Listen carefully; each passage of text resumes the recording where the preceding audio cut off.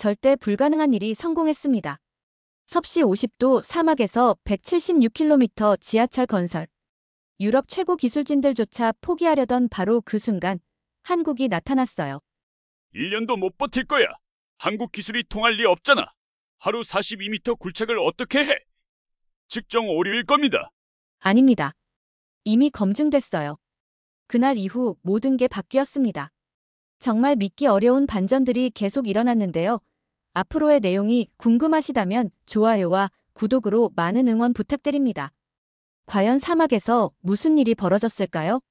저는 마르코입니다. 이탈리아 밀라노에서 20년간 철도 건설 프로젝트를 담당해온 엔지니어죠. 그런 제가 2016년 사우디아라비아 리야드 공항에 발을 딛는 순간 뜨거운 열기가 온몸을 감쌌습니다. 섭씨 50도. 숨이 막힐 것 같았죠. 이 기운과 모래 속에서 철도라니. 터무니없는 소리죠. 저뿐만 아니라 함께 온 프랑스, 독일 엔지니어들도 마찬가지였습니다. 공항에서 나오는 순간부터 모두들 얼굴이 굳어졌거든요. 리야드 메트로 프로젝트. 총 176km에 달하는 사막 한복판의 지하철 건설 계획이었습니다. 한국 삼성물산이 4호선에서 6호선 핵심 구간을 따냈다고? 프랑스 알스톰의 피에르가 불안한 표정으로 말했습니다. 독일 지멘스의 베르너도 고개를 저었죠. 1년도 못 버틸 거야? 이 환경에서 한국 기술이 통할 리 없어. 저도 솔직히 그런 생각이었습니다.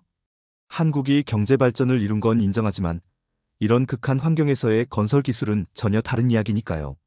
유럽이 수백 년간 쌓아온 노하우와는 차원이 다르죠.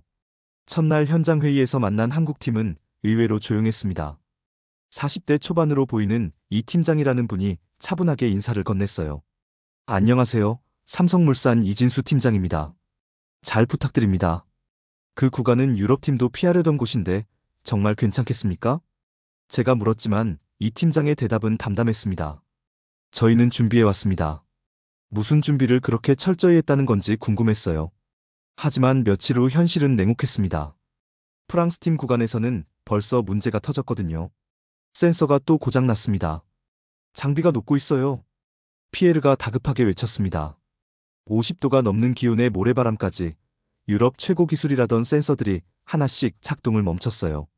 독일 팀도 마찬가지였죠. 이건 말이 안 됩니다. TBM이 제대로 굴진을 못하고 있어요. 베르너의 목소리에는 절망이 배어 있었습니다. 터널 굴착 기계인 TBM조차 이 환경을 버티지 못하고 있었거든요. 그런데 이상했습니다. 같은 사막, 같은 기온인데 한국팀 구간에서는 아무 소리가 들리지 않았어요. 저는 호기심을 참지 못하고 직접 가봤습니다. 어떻습니까? 문제 없나요? 이 팀장에게 물었지만 그는 미소를 지으며 대답했어요. 순조롭게 진행되고 있습니다. 같은 환경인데 왜 저희 쪽은 문제 없지? 속으로 이런 의문이 들었습니다. 분명 똑같은 모래, 똑같은 더위인데 유럽 장비들은 하나둘 멈춰가고 있었거든요. 하지만 한국팀 작업장에서는 기계 소리가 규칙적으로 들렸어요. 그날 밤 호텔방에서 저는 잠을 이루지 못했습니다. 20년 경력의 자신감이 흔들리기 시작했거든요. 유럽 기술의 우월함을 당연하게 여겼는데 뭔가 놓치고 있는 게 있는 것 같았어요. 내가 뭘 모르고 있는 걸까? 창밖으로 보이는 리야드 야경을 바라보며 생각했습니다. 저 먼 사막 어딘가에서 한국 엔지니어들이 묵묵히 일하고 있을 텐데 그들은 과연 무엇이 다른 걸까요? 한국. 그날 밤 제 머릿속을 떠나지 않았던 그 이름.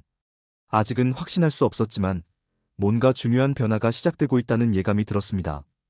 이 프로젝트가 단순한 건설 공사가 아닐지도 모른다는 생각이 스쳤죠. 모래바람이 창문을 두드리는 소리를 들으며 저는 처음으로 한국이라는 나라에 대해 진지하게 생각해봤습니다. 사흘째 되는 날, 드디어 한국팀의 기술 설명회가 있었습니다. 저는 솔직히 기대보다는 의무감으로 참석했어요.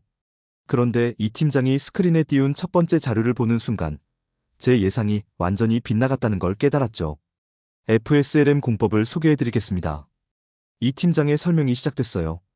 교량 상판을 현장에서 제작하는 게 아니라 미리 공장에서 만들어 온다는 거였습니다. 그것도 사막 환경에 맞춰 특수 설계된 상판을 말이죠. 세계 기록이라고요? 좀 자만스럽지 않나요? 독일의 베르너가 비꼬듯 말했습니다. 하지만 이 팀장은 흔들림 없이 대답했어요. 이 공법은 리야드용으로 최적화된 방식입니다. 기존 방식과는 차원이 다르죠. 그 다음에 나온 자료가 더 충격적이었습니다. TBM 직경이 9.88m라니. 저도 유럽에서 대형 TBM을 많이 봤지만 이 정도 규모는 처음이었어요. 게다가 하루 굴착 속도 목표가 40m가 넘는다고 했습니다. 직경 9.88m라니 미친 스펙입니다. 속으로 중얼거렸죠. 하지만 더 놀라운 건 따로 있었어요. 사막용 이중냉각 시스템과 특수 코팅 기술이라는 게 있더군요. 우린 이 환경을 계산하고 들어왔습니다. 이 팀장의 이 한마디가 제 머릿속을 강타했어요. 계산하고 들어왔다고요? 우리는 기존 유럽 기술을 그대로 적용하려 했는데 이들은 처음부터 사막에 맞춰 모든 걸 새로 설계했다는 뜻이었거든요. 정말 이게 가능한 기술인가요? 프랑스의 피에르가 의심스러운 표정으로 물었습니다. 그러자 이 팀장이 잔잔하게 미소 지으며 말했어요. 내일 5호선 공사장 견학은 어떠세요? 직접 보시면 됩니다. 저는 그 제안을 받아들였습니다. 의심을 확신으로 바꾸거나 아니면 완전히 틀렸다는 걸 증명하고 싶었거든요. 다음 날 5호선 현장에 도착했을 때 모래 폭풍이 거세게 불고 있었어요. 시야가 거의 보이지 않을 정도였죠. 이런 날씨에 공사가 가능할까 싶었는데 한국팀 작업자들은 아무렇지도 않게 일하고 있었습니다. 저기 보시죠. 이 팀장이 가리킨 곳에서는 거대한 교량 상판이 정확한 위치로 이동하고 있었어요. 크레인이 모래바람에도 전혀 흔들리지 않더군요. 어떻게 이런 정밀도가 나오죠? 제가 물었더니 옆에 있던 현장 책임자가 설명해줬습니다. GPS와 센서를 연동한 자동 제어 시스템입니다.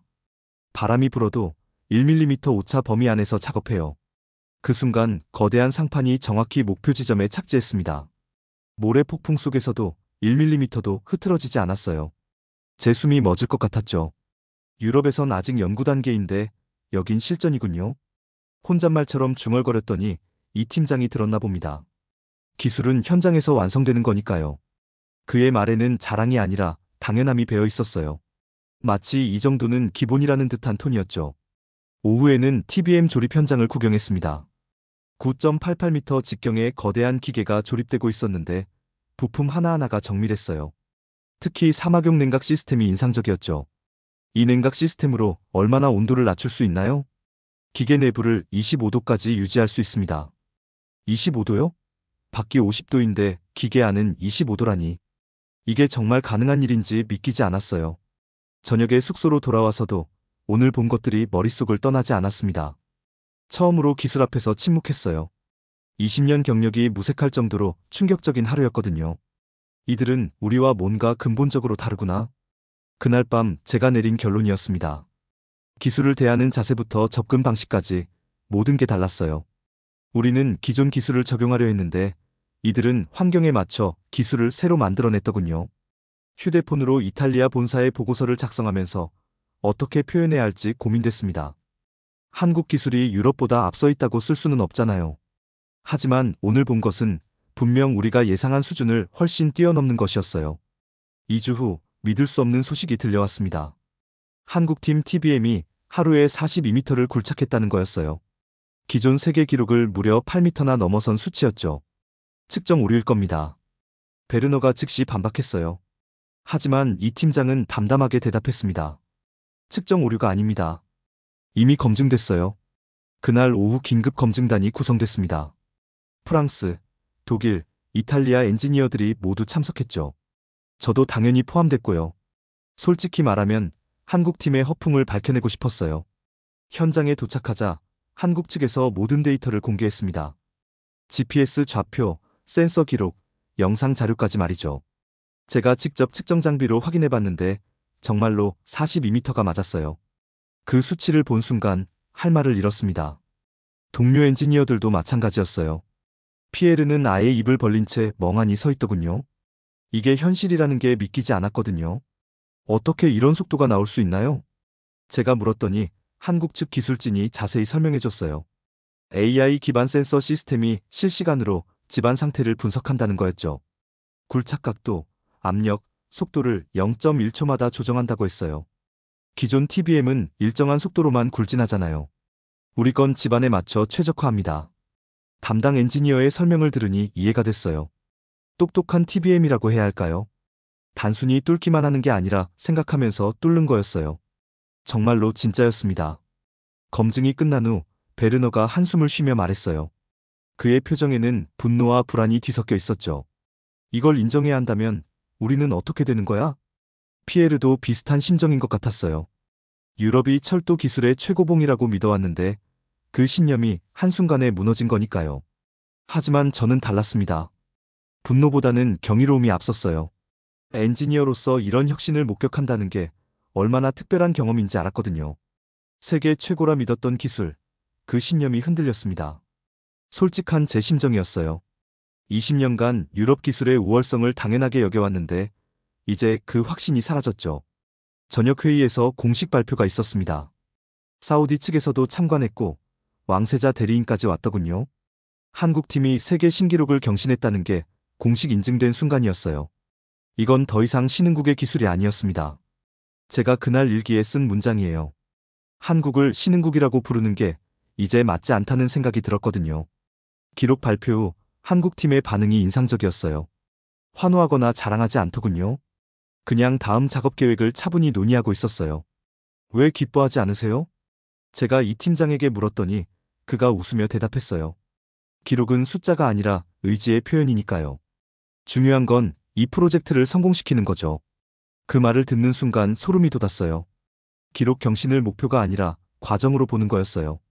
이들에게는 42m 굴착도 그저 하나의 과정일 뿐이었죠. 그날 밤 숙소에서 유럽 엔지니어들끼리 모였어요.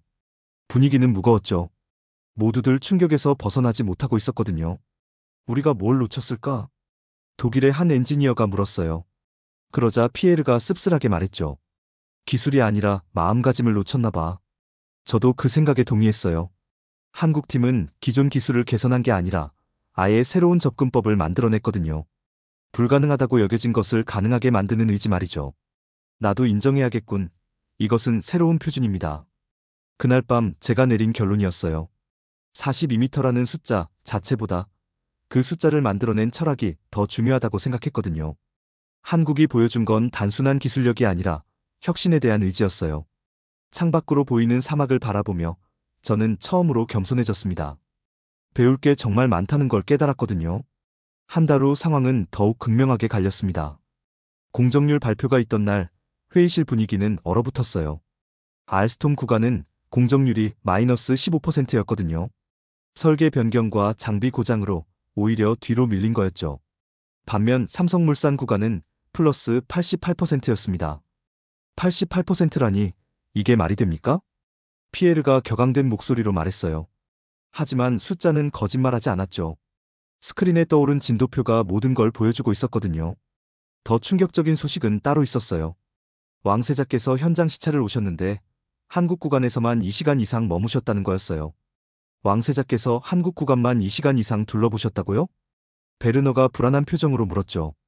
사우디 측 관계자가 고개를 끄덕였어요. 특히 TBM 기술과 디지털 모니터링 시스템에 큰 관심을 보이셨습니다. 그날 오후 유럽팀 긴급회의가 열렸어요. 프랑스, 독일, 이탈리아 고위 엔지니어들이 모두 참석했죠. 분위기는 최악이었어요. 우리가 한국에 밀리고 있습니다. 독일 본사에서 온 부사장이 직설적으로 말했어요.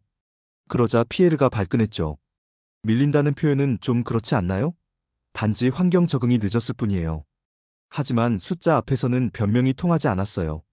공정률 차이가 100% 넘게 나는 상황에서 무슨 말을 할 수 있겠어요. 문제는 기술력 차이가 아닙니다. 제가 조심스럽게 말했어요. 회의실이 조용해졌죠. 그럼 뭐가 문제라는 거야? 베르너가 날카롭게 물었어요. 저는 잠깐 망설이다가 솔직하게 말했습니다. 우리는 이미 뒤처졌습니다. 인정해야 해요. 순간 회의실이 술렁였어요. 이탈리아 대표가 한국보다 뒤처졌다고 말하는 걸 듣고 싶지 않았겠죠. 마르코, 그건 너무 성급한 판단 아닌가? 프랑스 부사장이 불쾌한 표정으로 말했어요. 하지만 저는 물러서지 않았습니다. 자존심보다 중요한 게 결과 아닐까요? 현실을 봐야 합니다. 그럼 어떻게 하자는 거야? 한국한테 가서 기술 좀 가르쳐 달라고 할 건가? 베르너의 말에는 조롱이 섞여 있었어요. 하지만 저는 진지하게 대답했습니다. 필요하다면 그것도 방법이죠. 회의실이 완전히 얼어붙었어요. 유럽 엔지니어가 아시아 기술을 배우자고 제안하는 걸 들어본 적이 없었을 테니까요. 협력이 아니라 항복 같잖아. 피에르가 소리쳤어요. 그의 얼굴이 빨갛게 달아올랐죠. 항복이 아니라 현실 인식입니다. 저도 목소리를 높였어요. 20년 경력 동안 이렇게 격한 회의는 처음이었거든요. 기술은 국적이 아닙니다. 실력이에요. 제 말에 독일 부사장이 차가운 시선을 보냈어요. 마르코, 자네 정말 그렇게 생각하나? 네, 그들의 기술은 우리보다 앞서 있습니다. 분명하게 말했어요. 더 이상 숨길 이유가 없었거든요. 한 달 동안 지켜본 결과가 명확했으니까요. 회의는 결론 없이 끝났어요. 하지만 저는 후회하지 않았습니다. 누군가는 진실을 말해야 했거든요. 저녁에 혼자 호텔방에서 이탈리아 본사에 전화를 걸었어요. 부장님께 상황을 보고해야 했거든요.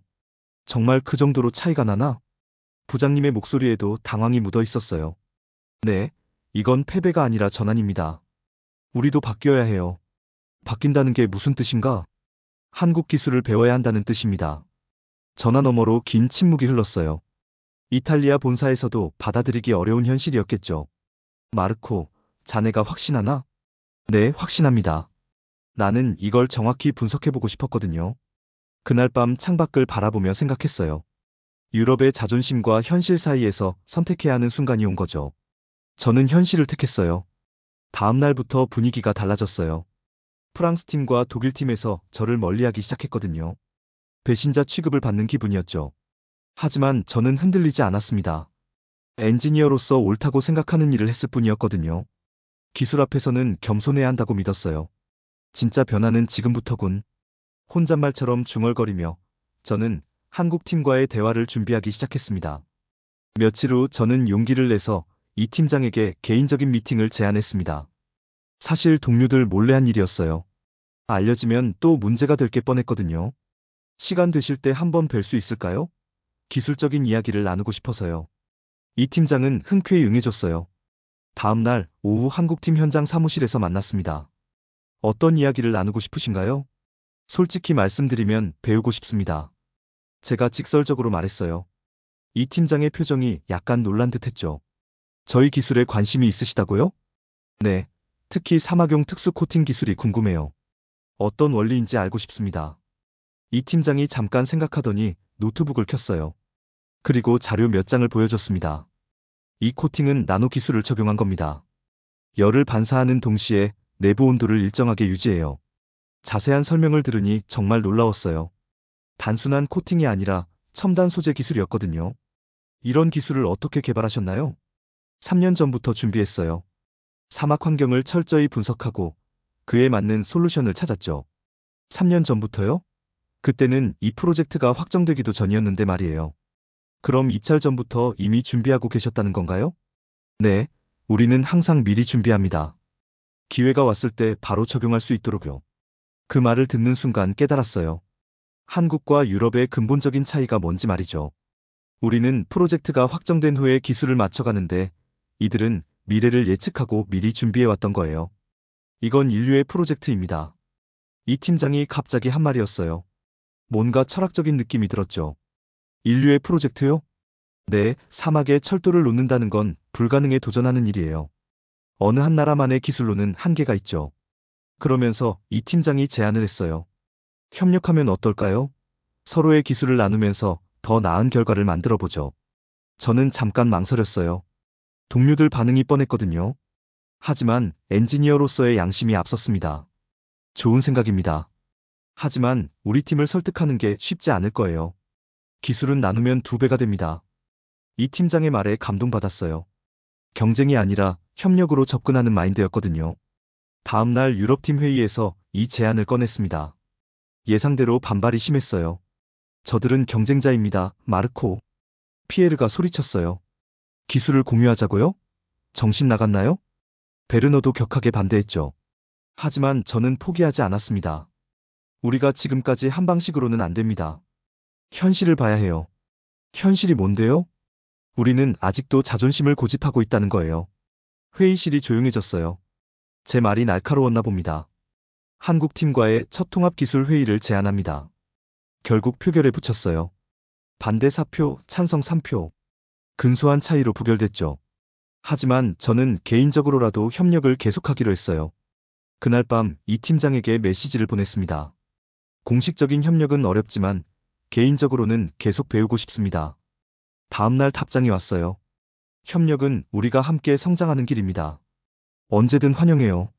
그 메시지를 보며 감동받았어요. 거절당할 수도 있었는데 오히려 격려해 주더군요. 주말에 다시 한국팀 사무실을 찾았습니다. 이번에는 TBM 운영 시스템에 대해 배웠어요. AI가 실시간으로 집안을 분석하는 과정이 정말 흥미로웠죠. 제가 본 한국은 자부심보다 실력에 앞섰습니다. 집으로 돌아가는 길에 혼잣말로 중얼거렸어요. 한국 엔지니어들에게서는 오만함을 찾을 수 없었거든요. 그저 묵묵히 최선을 다하는 모습뿐이었어요. 월요일 아침 독일팀 베르너가 찾아왔어요. 마르코, 정말 한국 기술이 그렇게 뛰어난가? 직접 보시면 됩니다. 그럼, 나도 한번 보고 싶은데. 베르너의 마음도 조금씩 열리고 있었나 봅니다. 변화의 조짐이 보이기 시작했어요. 우리 팀도 바뀌어야 합니다. 그날 저녁 제가 일기에 쓴 문장이에요. 기술뿐만 아니라 마음가짐부터 바뀌어야 한다고 생각했거든요. 이 길을 끝까지 밀어붙이겠다고 다짐했습니다. 2달 후, 프로젝트 전체를 뒤흔들 사건이 터졌습니다. 5호선과 1호선이 교차하는 핵심 구간에서 심각한 집안 침하가 발생한 거예요. 지상 건물들이 기울어지기 시작했죠. 이건 통째로 무너질 수도 있어요. 현장을 본 사우디 측 감독관이 얼굴이 하얗게 질린 채 말했어요. 정말 심각한 상황이었거든요. 긴급 대책회의가 소집됐습니다. 프랑스, 독일, 한국 팀이 모두 참석했어요. 분위기는 최악이었죠. 공사를 중단하고 전면 재설계해야 합니다. 피에르가 단호하게 말했어요. 독일의 베르너도 동의했죠. 최소 3개월은 걸릴 겁니다. 집안 보강부터 다시 해야 해요. 3개월 지연이라니. 이미 촉박한 일정인데 이렇게 되면 프로젝트 전체가 위험해질 수 있었어요. 그런데 이 팀장의 반응은 달랐습니다. 디지털 트윈 기반 실시간 대응이 가능합니다. 디지털 트윈이요? 저도 처음 듣는 용어였어요. 이 팀장이 노트북을 열어 화면을 보여줬습니다. 현실과 똑같은 가상 모델을 만들어서 시뮬레이션하는 기술이에요. 집안 상태를 실시간으로 분석할 수 있죠. 화면에는 정말 놀라운 게 나타났어요. 지하 구조물이 3D로 완벽하게 재현돼 있었거든요.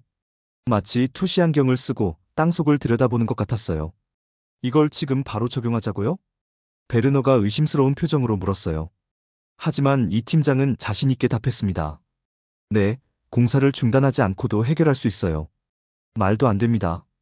이런 복잡한 문제를 그런 식으로? 피에르가 발끈했죠. 하지만 저는 다르게 생각했어요.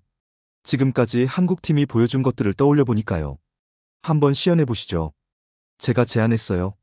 동료들이 저를 이상하게 바라봤지만 신경 쓰지 않았어요. 다음날 현장에서 시연이 시작됐습니다. 한국팀이 가져온 장비들이 정말 대단했어요. 실시간으로 집안 데이터를 수집하는 센서들이 곳곳에 설치됐죠. 디지털 트윈이 단순한 모델링이라 생각했어요. 아니었습니다. 실제 시연을 보고 나서 든 제 솔직한 감상이었어요. 이건 살아있는 데이터였거든요. 화면에서는 집안의 변화가 실시간으로 나타났어요. 어느 부분이 약해지고 있는지, 어떤 각도로 보강해야 하는지 모든 게 보였죠. 이 기술은 데이터를 살아있게 만들었어요. 정말 그런 느낌이었어요. 숫자와 그래프가 아니라 현실 그 자체를 보고 있는 것 같았거든요. 작업이 시작됐습니다. 기존 방식이라면 모든 공사를 멈춰야 했을 텐데 한국팀은 디지털 트윈을 보면서 정밀하게 작업을 진행했어요. 여기서 0.3도만 더 기울이세요. 현장 지휘관이 화면을 보면서 지시했어요. 크레인 운전자가 정확히 그 각도로 조정하더군요. 집안이 무너질 줄 알았던 그 구간에서 진동 하나 없었어요. 정말 놀라웠습니다. 예전 같았으면 건물 전체가 흔들렸을 텐데 이번에는 티컵 하나 흔들리지 않았거든요. 일주일 만에 모든 보강 작업이 끝났어요. 3개월 걸릴 일을 일주일에 해결한 거죠. 게다가 공사 중단 없이 말이에요. 이 정도 정밀도면 이건 공학 예술입니다. 베르너가 감탄하며 말했어요. 그도 처음에는 반대했는데 결과를 보고는 완전히 마음이 바뀐 거죠. 검증 작업이 끝나고 나서 사우디 측 감독관이 찾아왔어요. 정말 대단합니다. 이런 기술은 처음 봐요. 왕세자께서도 특별히 격려 메시지를 보내셨다고 했어요. 한국 기술에 대한 신뢰가 하늘까지 치솟은 거죠. 그날 저녁 유럽팀 회의가 있었어요. 분위기가 완전히 달라져 있었어요. 이제 인정해야겠군요. 피에르가 한숨을 쉬며 말했어요.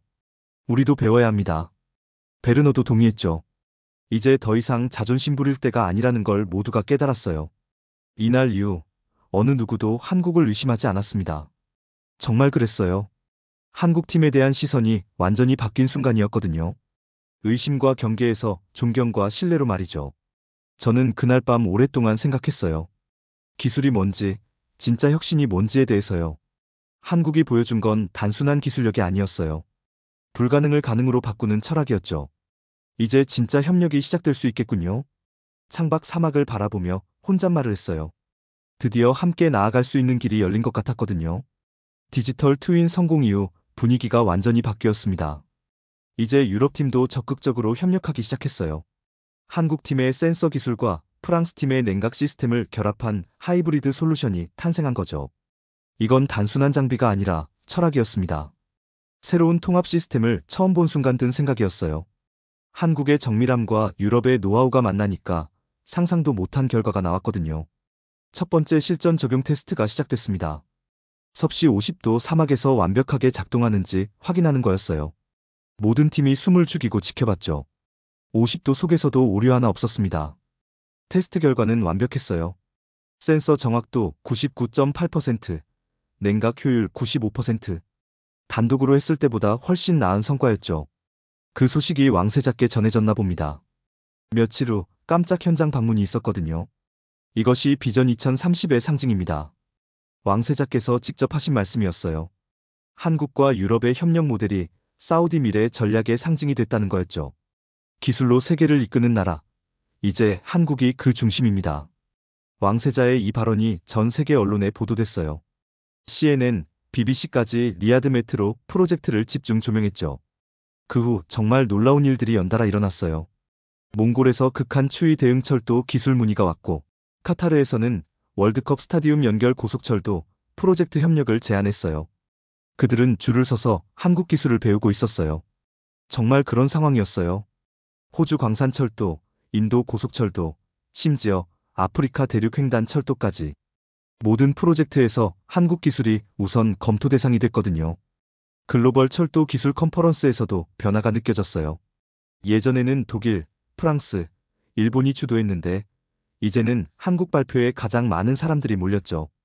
한국의 사막 극복 기술, 디지털 트윈의 혁신, 협력으로 만든 기적. 이런 제목들로 한국 기술이 소개됐어요. 저도 그 컨퍼런스에서 발표 기회를 얻었습니다. 주제는 유럽과 한국의 기술 융합 사례였어요. 준비하면서 정말 많은 걸 깨달았죠. 패러다임 전환, 그 한복판에 내가 있었습니다. 발표를 시작하면서 한 말이에요. 청중들이 집중하더군요. 특히 유럽 엔지니어들의 반응이 인상적이었어요. 기술 경쟁에서 기술 협력으로, 자존심에서 겸손으로, 과거에서 미래로. 이런 키워드로 변화를 설명했어요. 발표가 끝난 후 질문이 쏟아졌어요. 정말 한국 기술이 유럽보다 앞선다고 보시나요? 독일 엔지니어의 질문이었어요. 저는 정직하게 대답했습니다. 앞서고 뒤서고가 중요한 게 아닙니다. 함께 발전하는 게 중요해요. 그 답변에 박수가 터졌어요. 경쟁보다 협력이라는 메시지가 많은 사람들에게 공감을 얻은 거죠. 컨퍼런스 후 제가 작성한 기술 트렌드 보고서, 제목은 뉴 스탠더드 코리어였어요. 이제 한국이 새로운 기준을 제시하고 있다는 의미였죠. 본사에서도 놀라워했어요. 이탈리아 부장님이 직접 전화를 주셨거든요. 마르코, 정말 그 정도로 변했나? 네, 이제 우리가 배워야 할 때입니다. 그 무렵 독일 지멘스에서도 공식적으로 한국과의 기술 협력을 발표했어요. 미래차 분야와 스마트 제조 기술까지 확장된 협력이었죠. 역사는 이렇게 바뀌는구나. 눈앞에서 실감했어요. 정말 그런 기분이었어요. 책에서만 읽던 패러다임 변화를 직접 목격하고 있다는 느낌이었거든요. 어느 날 이 팀장과 커피를 마시면서 이야기했어요. 처음에는 한국을 의심했습니다. 죄송해요. 그러자 이 팀장이 웃으며 대답했어요. 의심하는 게 당연하죠. 저희도 처음에는 유럽팀이 어떨지 궁금했거든요. 그런데 왜 그렇게 여유로우셨어요? 준비가 돼 있었으니까요. 그리고 언젠가는 함께하게 될 거라고 믿었어요. 그 말을 듣고 또 한 번 감동받았어요. 경쟁 상대가 아니라 협력 파트너로 처음부터 생각하고 있었던 거죠. 우린 이제 배워야 할 뿐 아니라 함께 나아가야 합니다. 그날 저녁 제가 일기에 쓴 문장이에요. 이제 정말 새로운 시대가 시작됐다는 확신이 들었거든요. 한국이 중심이 되는 기술 협력의 시대 말이죠. 드디어 그날이 왔습니다. 리야드 메트로 조기 완공 개통식이었어요. 당초 계획보다 6개월 앞당겨진 결과였죠. 사우디 국왕께서 직접 참석하셨고 전 세계 언론이 몰려들었습니다. 사막에서 메트로가 출발하는 순간 저는 울 뻔했습니다. 정말 그랬어요. 2년 전 불가능해 보였던 꿈이 현실이 되는 순간이었거든요. 첫 번째 열차가 역사를 떠날 때 제 가슴이 벅차올랐어요. 국왕께서 직접 시승하셨어요. 한국팀이 개발한 무인운전 시스템과 90초 배차 간격에 특별한 관심을 보이셨죠. 이런 기술은 세계 어디에도 없습니다. 국왕의 말씀이었어요. 정말 그랬어요. 사막 환경에서 이 정도 정밀도로 운영되는 지하철은 세계 최초였거든요. 개통식 후 더 놀라운 발표가 있었어요. 한국이 수소열차와 자율운행 기술까지 선보인다는 거였어요. 이들은 이미 다음 시대를 준비하고 있었습니다. 정말 그런 느낌이었어요. 우리가 현재 기술에 만족하고 있을 때 한국은 벌써 10년 후를 내다보고 있었던 거죠. 수소열차 테스트 센터를 견학할 기회가 있었어요. 친환경 에너지로 움직이는 열차가 정말 인상적이었죠. 배출가스 제로, 소음도 거의 없었어요. 이건 기술이 아니라 철학입니다. 한국의 철학. 견학을 마치고 든 생각이었어요. 단순히 빠르고 효율적인 게 아니라 지구 환경까지 생각하는 기술이었거든요. 그 무렵 독일에서 중요한 발표가 있었어요. 한국과 독일이 미래차와 스마트 제조 분야에서 공동 표준화 작업을 시작한다는 거였어요. 우린 더 이상 중심이 아닙니다. 독일 동료가 씁쓸하게 말했어요. 하지만 저는 다르게 생각했습니다. 중심이 바뀌는 게 아니라 중심이 여러 개가 되는 거죠. 실제로 그랬어요. 이제는 어느 한 나라가 독점하는 시대가 아니라 각자의 강점을 살려 협력하는 시대가 온 거였어요. 몇 달 후 저는 특별한 기회를 얻었습니다. 한국 본사 초청으로 서울을 방문하게 된 거예요. 한국의 기술력을 직접 체험해보라는 제안이었죠. 인천공항에 도착해서 서울까지 가는 동안 정말 많은 걸 봤어요. 도로 위를 달리는 전기차들, 스마트폰으로 모든 걸 해결하는 사람들, 그리고 어디서나 보이는 첨단 기술들. 기술의 도시, 겸손의 도시. 이게 한국이었습니다. 서울에 대한 첫 인상이었어요. 기술은 최첨단인데 사람들은 겸손하더군요. 자랑하지 않고 묵묵히 일하는 모습이 인상적이었어요. 삼성물산 본사에서 만난 임원진들도 마찬가지였어요. 리야드에서의 성공을 과시하지 않고 오히려 다음 프로젝트에 대한 고민을 나누더군요. 과거, 우리는 기술을 자산으로만 여겼습니다. 한국은 공유했어요. 그날 저녁 동료들과 나눈 대화 중 나온 말이에요. 정말 그런 차이가 있었어요. 기술을 독점하려 하지 않고 함께 발전시키려는 마인드 말이죠. 서울 지하철을 타보는 것도 특별한 경험이었어요. 2호선 강남역에서 9호선으로 환승하는데 정말 놀라웠거든요. 배차 간격, 운행 정확도, 승객 안내 시스템 모든 게 완벽했어요. 제 이름은 마르코. 그리고 저는 지금 서울 지하철 안에 있습니다. 그날 밤 이탈리아 가족들에게 보낸 메시지였어요. 2년 전 리야드 사막에서 시작된 여행이 서울 지하철에서 마무리되는 게 정말 감동적이었거든요. 마지막 날 한강에서 이 팀장과 산책했어요. 야경이 정말 아름다웠죠. 2년 전 처음 만났을 때는 상상도 못했어요. 제가 말했더니 이 팀장이 웃으며 대답했어요. 저희도 마찬가지예요. 이렇게 좋은 친구가 될 줄 몰랐죠. 친구라는 표현이 마음에 와닿았어요. 경쟁자에서 협력자로, 그리고 이제는 친구가 된 거죠. 다음 혁신의 무대는 아시아, 그리고 그 중심에 한국이 있습니다. 귀국하면서 작성한 보고서의 마지막 문장이었어요. 이제 정말 확신할 수 있었거든요. 이탈리아로 돌아온 후에도 한국과의 협력은 계속됐어요. 지중해 해저 터널 프로젝트에 한국 기술을 도입하는 방안을 검토하고 있거든요. 지금도 가끔 리야드 메트로 영상을 봅니다. 사막을 달리는 지하철을 보면서 그때의 감동을 다시 느끼곤 해요. 기술은 결국 사람을 위한 것입니다. 리야드 사막에서 시작된 한국의 도전은 기술, 철학, 겸손, 협력이라는 이름으로 전 세계를 감동시켰어요. 그리고 저는 그 증인의 한 사람으로 앞으로 10년간 어떤 불가능이 가능이 될지 이제는 의심하지 않습니다. 기술은 결국 사람을 위한 것입니다. 리야드 사막에서 시작된 한국의 도전은 기술, 철학, 겸손, 협력이라는 이름으로 전 세계를 감동시켰어요. 불가능을 가능으로 바꾼 한국 기술의 저력, 정말 대단하지 않나요? 마르코처럼 저도 한국인으로서 정말 자랑스럽습니다. 이런 감동적인 한국 이야기들을 더 보고 싶으시다면 구독과 좋아요 꼭 눌러주세요. 그리고 댓글로 여러분이 알고 계신 한국의 숨은 기술력 이야기도 들려주시면 다음 영상 소재로 활용해 보겠습니다. 다음에는 또 어떤 놀라운 한국의 이야기로 찾아뵐까요? 기대해 주세요.